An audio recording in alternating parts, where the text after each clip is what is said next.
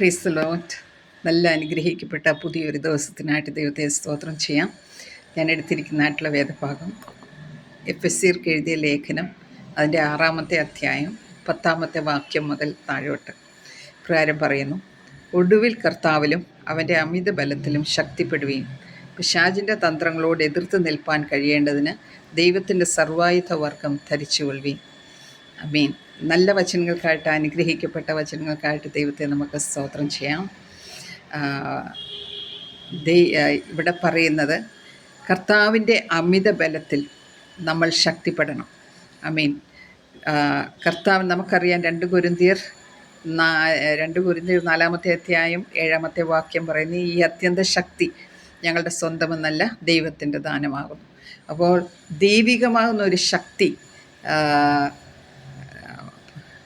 ദൈവത്തിൻ്റെ ആത്മാവ്, ഭൂമി പാഴും ശൂന്യമായിരുന്നു, ദൈവത്തിൻ്റെ ആത്മാവ് പരിവർത്തിച്ചു കൊണ്ടിരുന്നു. അപ്പോൾ അവിടെ ഭയങ്കരമായിട്ടുള്ള വ്യത്യാസങ്ങൾ വന്നു.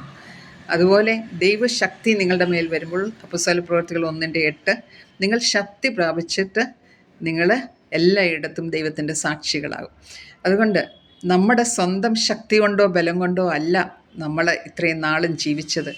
ദൈവികമാകുന്ന ശക്തി നമ്മളിലേക്ക് കടന്നു വന്ന് നമ്മളെ എല്ലാം ചെയ്യുവാനായിട്ട് കർത്താവ് നമ്മളെ സമ്മതിക്കുന്നു. അതുകൊണ്ട് നമുക്ക് ദൈവം തന്നിരിക്കുന്നതായിട്ടുള്ള ശക്തി ഒന്നുകൂടെ നമ്മളെ ശക്തിപ്പെടുത്തണം, ബലപ്പെടുത്തണം. ഒടുവിൽ കർത്താവിലും അവൻ്റെ അമിത ബലത്തിലും ശക്തിപ്പെടുവീൻ. അമീൻ. ഹല്ലേലൂയ. നമ്മൾ ബലമില്ലാത്തവരാകുന്നു. നമ്മൾ കർത്താവിൻ്റെ ബലം നമ്മളിലേക്ക് കടന്നു വരുവാനായിട്ട് നമ്മൾ അനുവദിക്കണം, നമ്മൾ വിശ്വസിക്കണം. കർത്താവിൻ്റെ അമിത ബലം, അമീൻ, ഹല്ലേലൂയ, ഒരിക്കലും നിന്നു പോകാത്ത, ഒരിക്കലും കുറഞ്ഞു പോകാത്ത ആ ബലത്തിൽ ഞങ്ങൾ വിശ്വസിച്ചുകൊണ്ട് ആശ്രയിക്കാം. പിശാചിൻ്റെ തന്ത്രങ്ങളോട് എതിർത്ത് നിൽപ്പാൻ കഴിയേണ്ടതിന് അമീൻ ദൈവത്തിൻ്റെ സർവായുധ വർഗം ധരിച്ചുകൊള്ളുവീൻ. പിശാചിൻ്റെ, നമ്മുടെ സ്വന്തം ബലം കൊണ്ടോ ശക്തി കൊണ്ടോ പിശാചിൻ്റെ ബലത്തെ എതിർത്ത് നിൽക്കുവാനായിട്ട് നമ്മളെ കൊണ്ട് സാധ്യമല്ല. ദൈവികമാകുന്ന ശക്തി നമ്മളിലേക്ക് ഇറങ്ങാതെ, ആമീൻ, ഹല്ലേലൂയ, ഈ ഒരു ബലത്തെ നമ്മൾ എതിർത്ത് നിൽക്കുവാൻ നമ്മളെ കൊണ്ട് സാധ്യമല്ല. അതുകൊണ്ട് ഇന്ന് രാവിലെ കർത്താവ് നമ്മളെ ഓർപ്പിക്കുന്നു, വചനം നമ്മളെ ഓർപ്പിക്കുന്നത് പിശാചിൻ്റെ തന്ത്രങ്ങളെ എതിർക്കുവാനായിട്ട്, ആമീൻ, ഹല്ലേലൂയ, കഴിയേണ്ടതിന് ദൈവത്തിൻ്റെ സർവായുധ വർഗം നമ്മൾ ധരിക്കണം. താഴോട്ട് നമ്മളോട് പറയുന്നു, ഈ സർവായുധ വർഗം എന്തെല്ലാം ആകുന്നുവെന്ന് നമ്മളോട് പറയുന്നുണ്ട്. എന്നാൽ ആദ്യം നമ്മൾ മനസ്സിലാക്കേണ്ടതായിട്ടുള്ള ഒരു കാര്യം, അമീൻ, നമ്മുടെ സ്വന്തം ബലം, നമ്മുടെ ശക്തി, നമ്മുടെ മിടുക്ക്, കഴിവ്, ഇതുകൊണ്ടൊന്നും നമുക്ക് ഈ ലോകത്തിൽ, അമീൻ, ഹല്ലേലൂയ, സക്സസ്ഫുള്ളായിട്ട് അല്ലെങ്കിൽ വളരെ സന്തോഷകരമായിട്ട് ജീവിക്കുവാനായിട്ട് നമ്മളെക്കൊണ്ട് സാധ്യമല്ല. നമ്മൾ വിചാരിച്ചേക്കാം, ഇതുവരെ ഞാൻ ചെയ്തതൊക്കെ എൻ്റെ ശക്തി കൊണ്ടാണ്, അല്ലെങ്കിൽ ഞാൻ നേടിയതെല്ലാം എൻ്റെ മിടുക്കുകൊണ്ടാണ്. ഇതൊന്നും നമ്മുടേതല്ല. അമീൻ, ഹല്ലേലൂയ. കർത്താവ് നമുക്ക് ലഭിച്ചതല്ലാതെ നമ്മുടെ ജീവിതത്തിൽ നമുക്ക് ഒന്നുമില്ല. കർത്താവിൻ്റെ കരങ്ങളിൽ നിന്ന് നമുക്ക് ലഭിച്ചതാകും.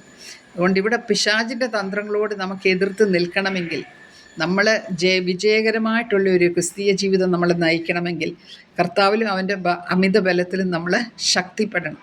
കർത്താവിൻ്റെ ആ അമിത ബലം നമ്മളിലേക്ക് കടന്നു വരുവാനായിട്ട്, അമീൻ, ദൈവത്തിൻ്റെ സർവായുധ വർഗം, പിശാചിൻ്റെ തന്ത്രങ്ങളോട് നമ്മൾ എതിർത്ത് നിൽക്കുവാനായിട്ട് ദൈവത്തിൻ്റെ സർവായുധ വർഗം നമ്മൾ ധരിക്കണം. എന്തുകൊണ്ടാണെന്ന് പറയുന്നു, നമുക്ക് പോരാട്ടമുള്ളത് ജഡരക്തങ്ങളോടല്ല.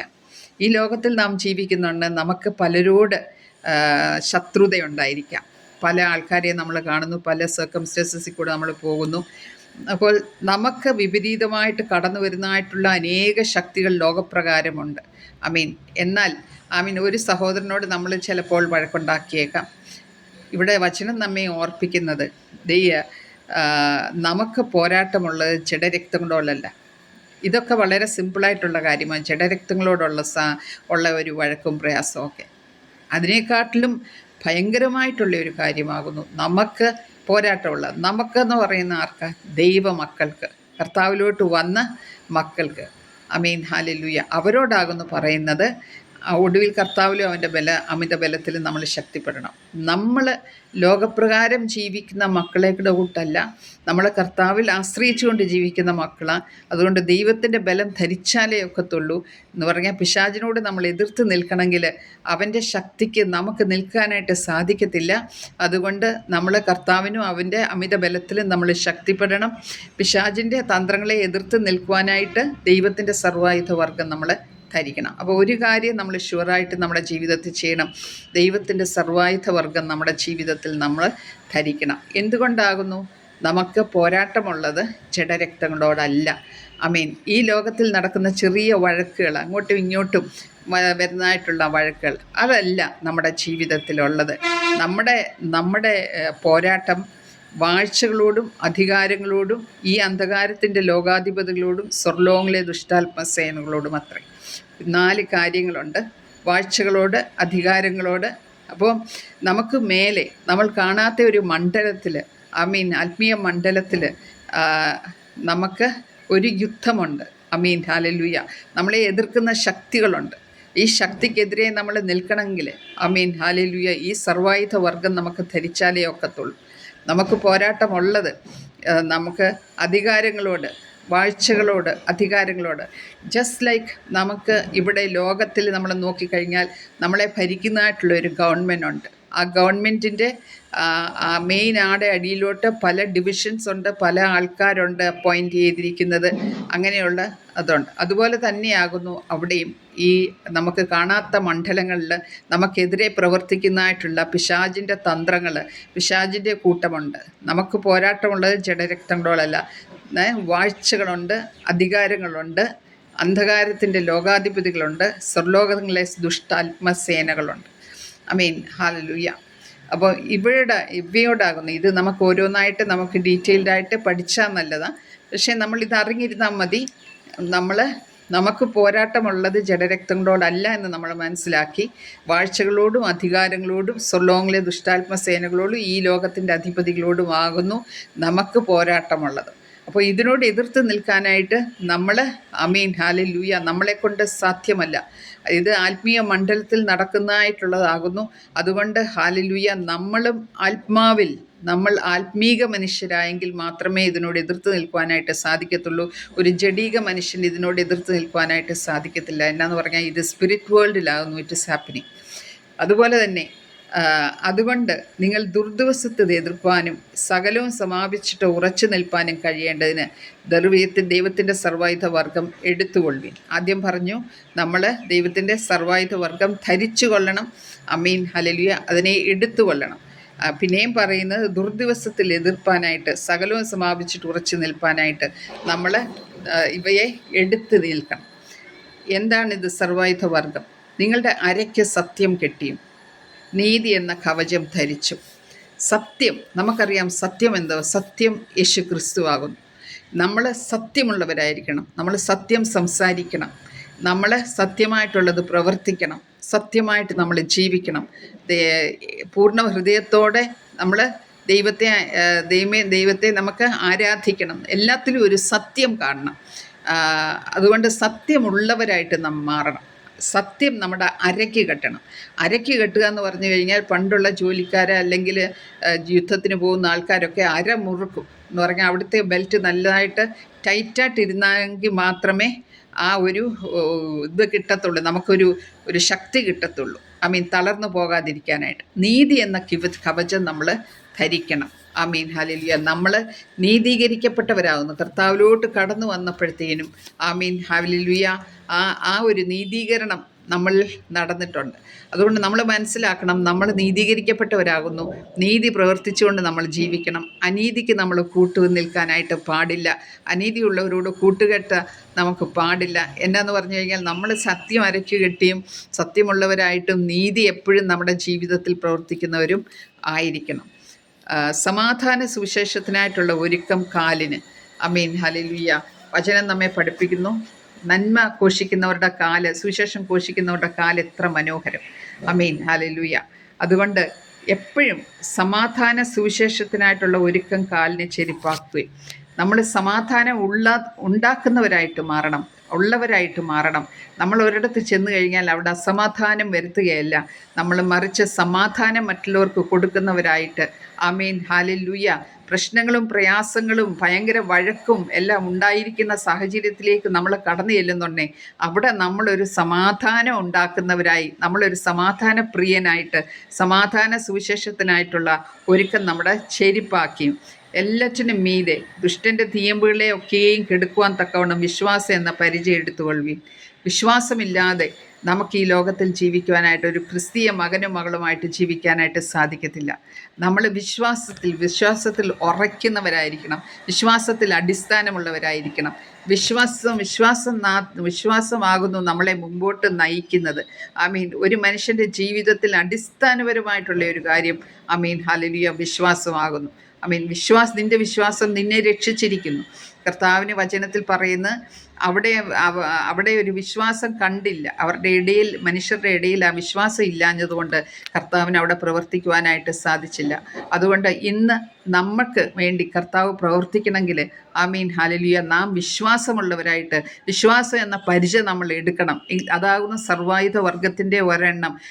സത്യം അരയ്ക്ക് കെട്ടിയും നീതി എന്ന കവച ധരിച്ചും സമാധാനത്തിനായിട്ടുള്ള ചെരിപ്പണിയും, നാലാമത്തെ നമ്മൾ വിശ്വാസം എന്ന പരിച നമ്മൾ എടുക്കണം.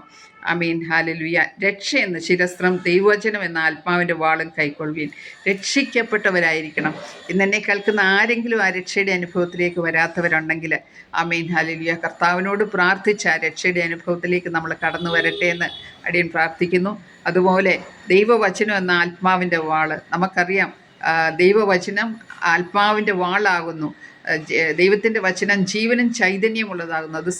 അത് സന്ധിമഞ്ചുകളെ വേർപിടിവിക്കുന്നിടം വരെയും തുളച്ചു കയറുന്നതും ആത്മാവിനെയും പ്രാണനെയും വിവേചിക്കുന്ന വചനം. ആമീൻ, ഹല്ലേലൂയ.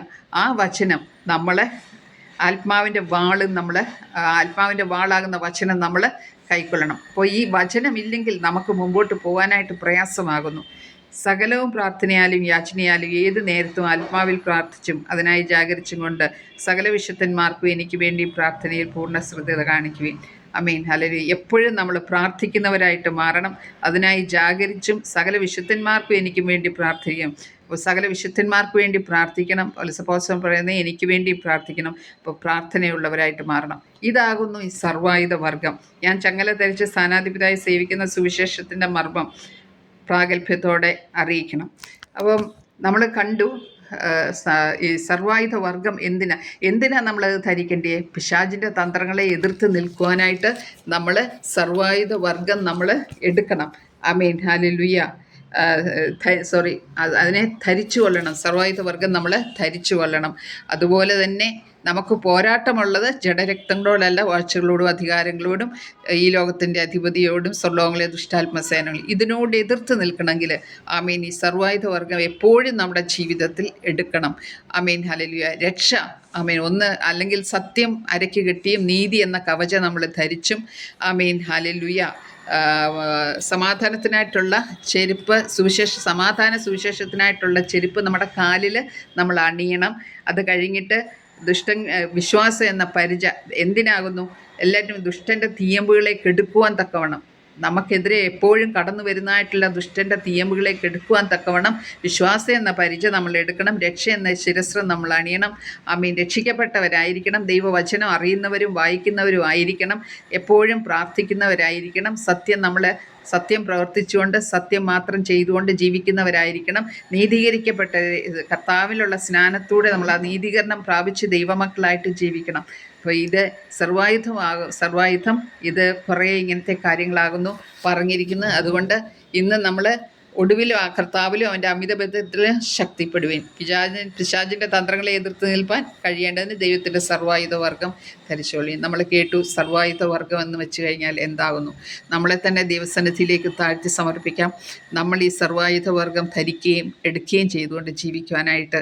ആമീൻ, ഹല്ലേലൂയ. ഈ പറഞ്ഞ സർവായുധ വർഗത്തിലെ സകല കാര്യങ്ങളും എൻ്റെ ജീവിതത്തിൽ കർത്താവെ എനിക്ക് തരണമേ, എനിക്ക് വിശ്വാസം തരണമേ, എനിക്ക് പ്രാർത്ഥന തരണമേ, എനിക്ക് വചനം തരണമേ, എനിക്ക് സമാധാനം ഉണ്ടാക്കുന്നവരായി എന്നെ മാറ്റണമേ. ആമീൻ. സത്യമായിട്ട് ജീവിപ്പാൻ കൃപ തരണമേ, നീതീകരിക്കപ്പെട്ടവരായി ജീവിപ്പാൻ കൃപ തരണമേ എന്ന് പ്രാർത്ഥിച്ചുകൊണ്ട് നമുക്ക് ദൈവസന്നിധിയിലേക്ക് അടുത്തു വരാം. സർവശക്തനായ ദൈവമേ, കേട്ട വചനത്തിൻ്റെ മുമ്പിൽ ഞങ്ങളെ തന്നെ താഴ്ത്തി സമർപ്പിക്കുന്നു. അപ്പോൾ ഞങ്ങൾ ദൈവമക്കളായിട്ട് കർത്താവെ എങ്ങനെ ദുഷ്ടനോട് എതിർത്ത് നിൽക്കണമെന്ന് അടിയങ്ങളെ പഠിപ്പിച്ച കൃപയ്ക്കായിട്ട് സ്തോത്രം. അങ്ങനെ ജീവിപ്പാൻ കർത്താവ് കൃപ തന്നാട്ട് യേശു കർത്താവിൻ്റെ നാമത്തിൽ തന്നെ ആമേൻ.